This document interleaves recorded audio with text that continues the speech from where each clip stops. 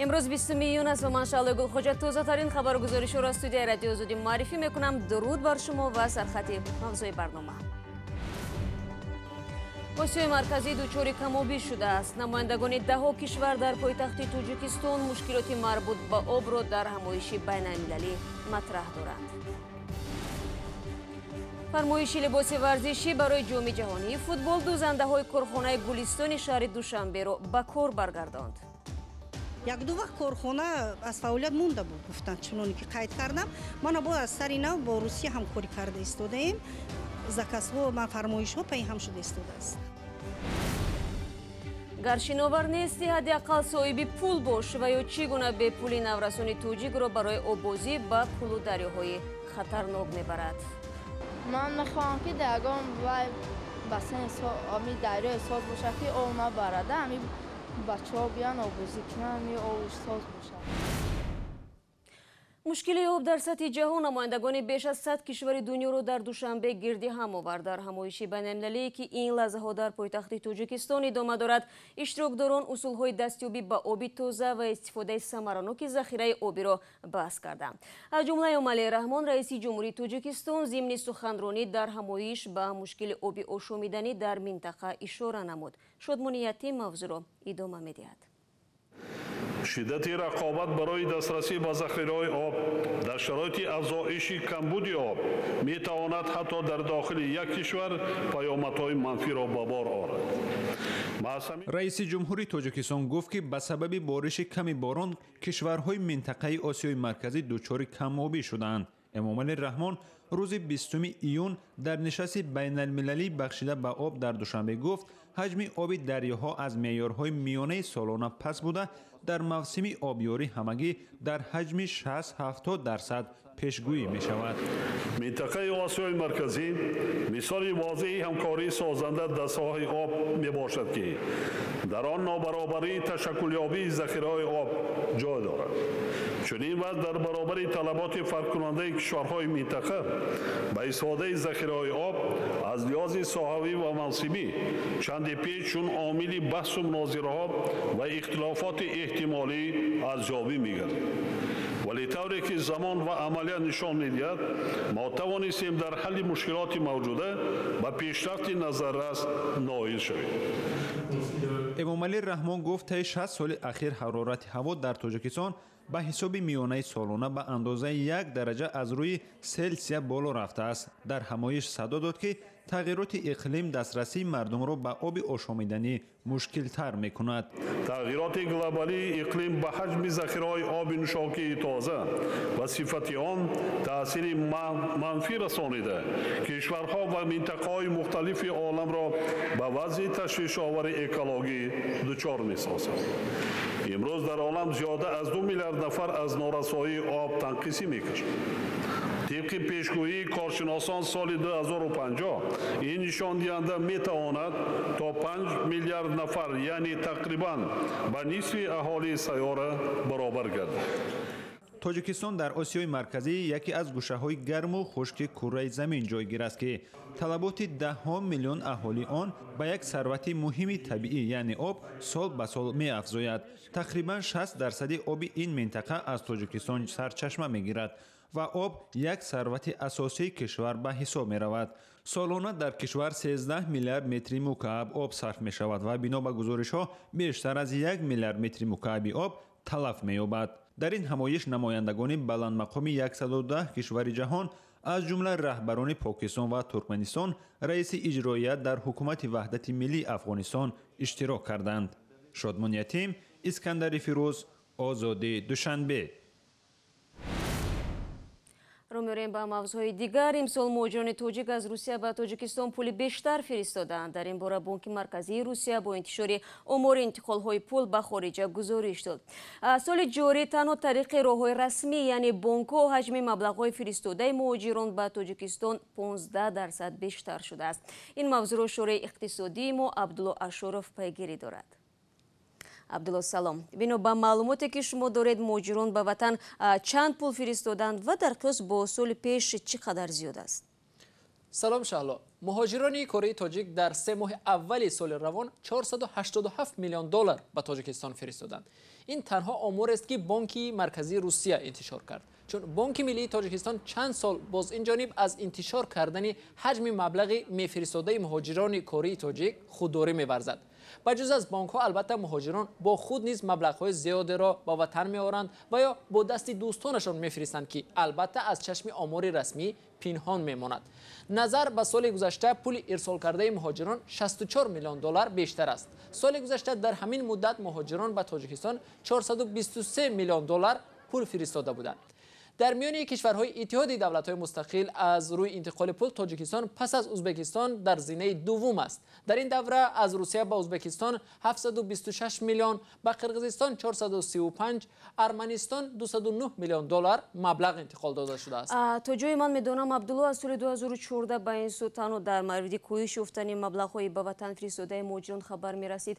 این بار برعکس است. سبب در چیست؟ چند عامل به این باعث شده است شهلا. نخست اینکه اقتصاد روسیه پس از 3 سال رکود در پی به طوری بی‌سابقه پایین رفتن نرخ نفت و تحریم‌های کشورهای غرب تنها سال 2017 از رکود بیرون آمد. در این سال اقتصاد روسیه رشد 1.4% داشت و امسال پیش بینی می شود که رشد آن تا به 1.8% رسد. همچنان سال گذشته از 300,000 مهاجرانی به قلمرو روسیه ممنوع الورود شده تاجیک بیش از 100,000 نفر آنها مورد عفو قرار گرفتند.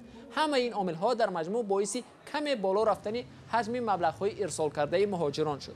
مهاجران تاجیک برای اکثر خانواده‌ها یگانه نانآور و منبع درآمد هستند.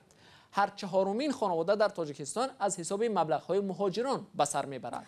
پس میتوان آی سبک کشید و گفت که درآمد مهاجران خوب شده است؟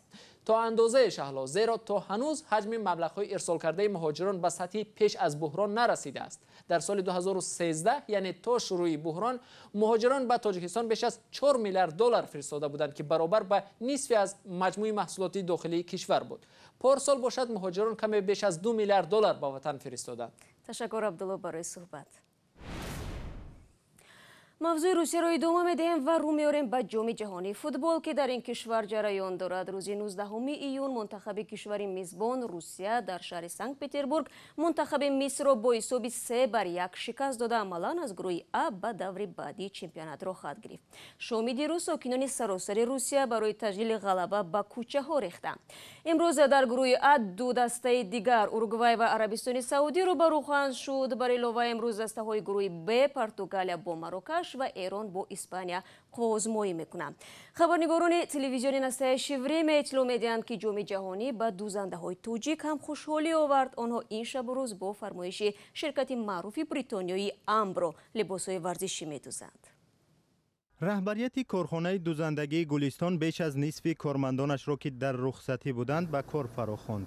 این کارخانه توانست با شرکت معروف بریتانیایی قرارداد همکاری بندد و بازار را هم برای صادر کردن لباس پیدا نماید.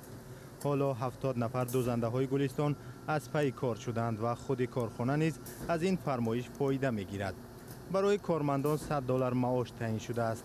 وقتی که کار نباشد هم با کار که شود واسه همه ما با جمع شویم در اینجا. یک دو وقت کارخانه از فعالیت مونده بود گفتن چنانی که قید کردم. من با از سر اینا با روسیه همکاری کرده استودیم. زکات ها و فرمایش ها پی هم شده استوده است. طول چند سال اخیر کارخانه دولتی گلستان تنها از حساب فرمایش‌های خرد کار می‌کرد. درآمد آن هم خیلی کم، تقریباً $10,000 را تشکیل می‌داد. با شرافت این فرمایش ما امکان پیدا کردیم که بیشتر کارمندان خود را برگردانیم. شمار زیادی آنها در دیگر شرکت ها کار را شروع کردند، اما به هر حال فرمایش های خود را برای بازار محلی می‌گرفتیم. تا سال 2014 کارخانه گلستان به سرمایه‌دار اوکراینی فرتش تعلق داشت، اما تجارت رشد نکرد و با حکم دادگاه کارخانه به حساب دولت گذشت. کارخانه چندین بار به فروش گذاشته شد اما خریدار را پیدا نکرد. حتی با نظرداشت فرمایش‌های نو تنها 30% اقتدار کارگاه استفاده می شود. چون این نشانداد برای دست یافتن به درآمد چشم‌رس کافی نیست. باید استحصالات حدالامکان 2 برابر افزایش یابد. این در شرایط امکان پذیر می شود که سرمایه‌گذاران خارجی جلب گردند. برای کارخانه تنها فرمایش‌های کلان میتواند فایده‌آور باشد. در صورت غیر خیلی دشوار است. محصولات ما برای فرمایشگر مقبول است و تا به حال هیچ شکایتی نشده است. مسئولین کارخانه گلستان به دخت باصفت و عاجل لباس‌های ورزشی برای جام جهانی فوتبال امید می‌بندند. از نگاه آنها این امکانیت خوب برای جلب سرمایه‌گذاران خارجی و فرمایش‌های بزرگ است. اما با این هم هنوز تقدیر بعدی کارمندان گلستان ناروشن باقی می‌مانند. آنها را فرمایش‌های نو انتظار است و یا رخصتی بی‌مزد.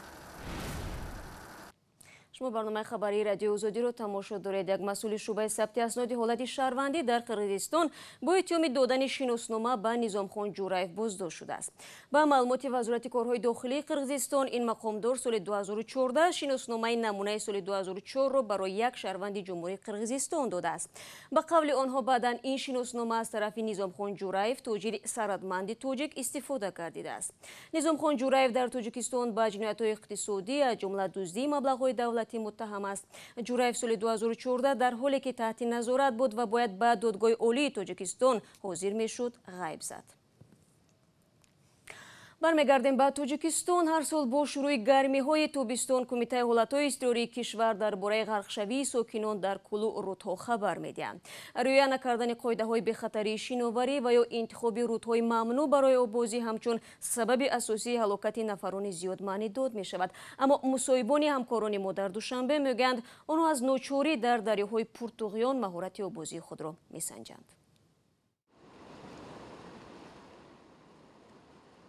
раҳматулло дар ин рӯзҳои гармои тобистон ҳафтаи 2 маротиба ба назди дарёи пуртуғиёни душанбе меояд ва худро салқин мекунад. вай гуфт дар наздикии хонаи онҳо ҳавзи шиноварӣ мавҷуд аст ва обаш низ мусаффост, аммо ба сабаби гаронии нархи он ӯ ҳамроҳи рафиқону дӯстон ба ин ҷо меояд. ман мехоҳам ки дагон вай ба ами дарёи соз бошад ки об набарада ами бачаҳо биён обозӣ кунанд ё обш соз бошад. او پرش آب سازه نمیبره لایقه تازه باشه که ساز باشه. раҳматулло ва дӯстони ӯ танҳо наврасоне нестанд ки дар рудхонаи хатарнок обозӣ мекунанд. як мушоҳидаи мо ҳам нишон дод ки аз рудхонаи душанбе то даромадгоҳи маркази ноҳияи варзоб наврасон дар маконҳои мамнӯъ дастаҷаммона обозӣ мекунанд. با شروع فصل گرما و آغاز موسم آبازی هم در این شب روز طلبات به جایهای آبازی در تاجیکستان زیاد است. حالا اکثر مکتب بچه‌ها یا جوانان نورسان در دریاها آبازی میکنند. طور خود شما هم میبینید در این مکانهایی که بچه‌ها برای آبازی انتخاب کردند یگان اشاره یا علامت برای آن که در اینجا آبازی کردن من است گذاشته نشده است. یک عده از نورسانی پایتخت در حفظهای مخصوص شیناوری پولکی و برخی هم در جایهایی که قبلا برای آبازی ساخته شده حالا ممنوع است خود را سلقین میکنند. کلی جوانان که در گذشته مکانی اصلی آبازی برای ساکنان بود حالا از نو بازسازی می شود و در آن آبازی من است. هنگام حضور ما در این مکان 10 نفر در کنار این کل مشغول آبازی و استراحت بودند. هر روز چند بار برای اینجا آبازی می؟ یک بار. مثلا جاگون بار گفتن که من است یا که من نیست در اینجا آبازی کردن. نه ما مثال یک بار اومدیم اونجا دیدن خب گفتن یک بار ما پریم میریم. پیش از اومدن باید پدر و مادر را آگاه میکنید. پرسیدیم. با آغاز فصل تابستان علاقه دمای هوا در برخی منطقه‌های کشور تا 40 درجه گرمی میرسد. کمیته حالت‌های فوق‌العاده تاجیکستان 19 ایون با پخش یک بیانیه گفت در یک روزی گذشته 5 نفر هنگام آبازی در رودخانه و کلها غرق و جان خود را از دست دادند. مقامات سبب اصلی غرق شوی نابالغان را رعایت نکردن قاعده‌های شنا، آبازی در جایهای خطرناک و بی‌اهمیتی والدان به کودکان می‌دانند. سرنیاز روح‌الله شادمانی یتیم، آزادی، دوشنبه.